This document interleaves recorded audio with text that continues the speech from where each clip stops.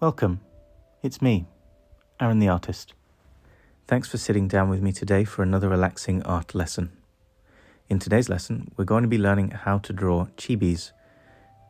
All you'll need for this lesson is a standard office pencil and perhaps a black coloured pencil for the final touches later on.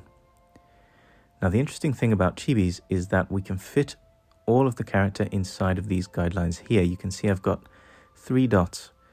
The upper section is going to be where I draw the head, and the lower section is where I will draw the body.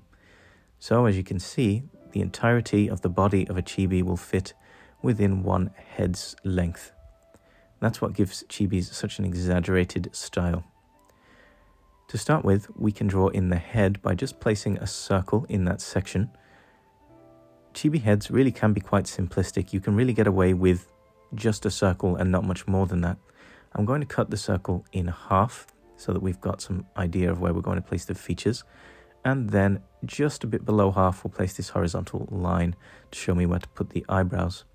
I'm not going to worry about where to place the nose because we won't actually draw a nose when we draw chibis. What I will do though is cut a tiny bit off of the edges of the circle just to give some hint at the side of the face. But we will cover this up eventually with hair anyway, so it's not that important. Alright, now when it comes to drawing the body, we're going to keep things as simple as possible. We're going to skip the neck altogether and start drawing the shoulders.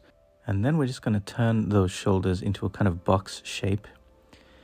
Here you can see at the very bottom, I've given an indication of where the crotch will go. And then I just connect that up by drawing the 2 sides of the box and then tapering in towards the crotch near the bottom.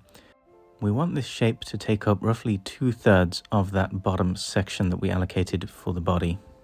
This bottom third is going to be reserved for some little stubby legs. Now they're so stubby that we're not going to bother with almost any detail.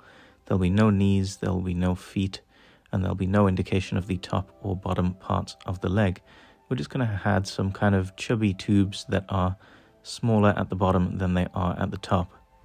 Now we will do a similar thing for the arms as well. These chubby tubes that are thicker at the part that's closest to the body, and then they get thinner as we go out towards the hands.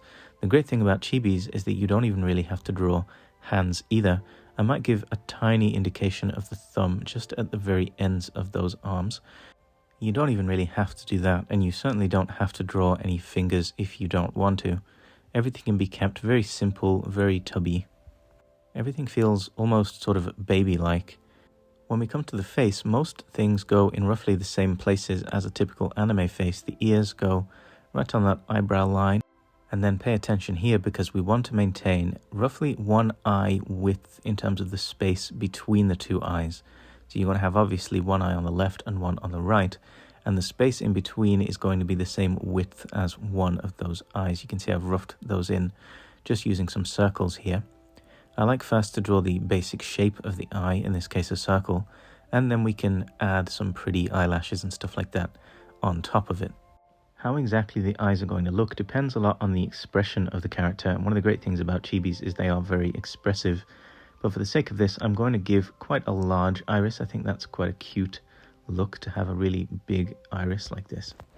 And then also some very heavy set eyelashes. When it comes to chibis, I think everything else is minimized about the character, and then you have the eyes that are sort of maximized. All the attention goes on the eyes and everything else is secondary. You can see that I made a little bit of a mistake here when drawing the eyes. I drew that left eye a little bit too far off to the left side of the face. Usually I would edit these kind of mistakes out of the video so that the video looked more aesthetic, but I thought that I would leave it in this time just so that you can see that everybody makes mistakes no matter how many times that you do it. There's really nothing wrong with making a mistake. Even professional artists who have been drawing for decades still make mistakes. You can see I've got a very tiny mouth and also some itty-bitty eyebrows. You can draw various different styles, of course, of eyebrows, but I like the tiny eyebrows for this because I think it goes well with the overall approach of the chibi style. It's about time that we added some hair to our character, and we're going to do that just by first erasing the top part of the skull here. We're going to leave it in very faintly just so that we can see where we need to draw the hair, but we're going to get rid of most of it. Now in terms of the hair, we can keep things, again, relatively simple, but we're going to have a few bangs just in front of the face.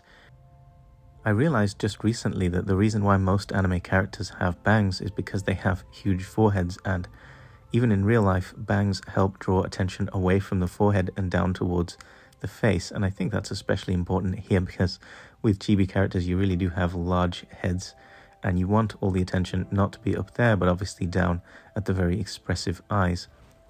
This is a fairly simple hairstyle, but I'm going to make it slightly more complex by adding these pigtails on each side. Now they're going to be humongous. I think that when you draw chibis, having a nice contrast between the tiny little chibi and then a large accessory of some kind that they have really makes for a nice design choice. When you draw these kinds of long pigtails, it's nice to think about ribbons and the way that ribbons would flow as they fall off of the head and then eventually sort of bunch up and curl around as they hit the floor. Okay, now there's not an exact science to this, but what I will say is that when the hair is up closer to the head, it tends to fall in fairly straight line because gravity is impinging on it the most. As you get further down towards the ground, the effect tends to lessen and the hair is able to curl a little bit away from the body.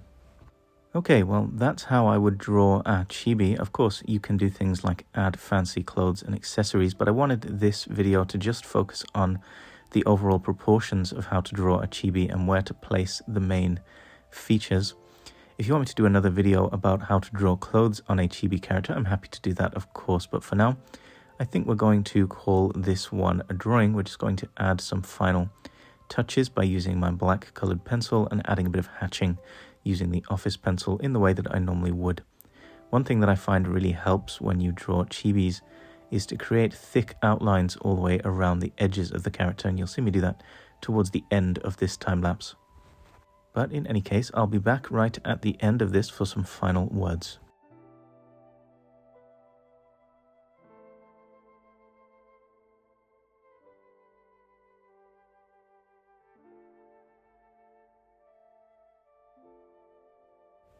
Alright, well, we're coming right to the end of the illustration now. I'm just tuning up some final things like the shadow underneath the head.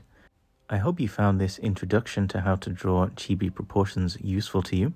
I can make other videos in the future going into more detail about how to draw accessories and clothing and things like that. Until then, though, I hope you were able to learn something about drawing from me here today. If you want to see any of my personal art, you can catch it over on YouTube Shorts. Until next time, have a nice day, folks.